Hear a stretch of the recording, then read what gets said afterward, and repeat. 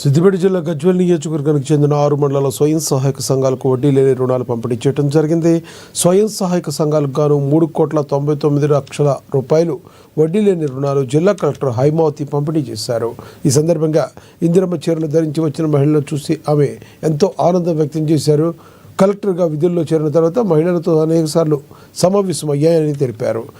ప్రభుత్వం ఇచ్చిన హామీ మేరకు ఈ 6 గ్యారెంటీలను విజయవంతంగా అమలు చేయడం జరుగుతుందని తెలిపారు.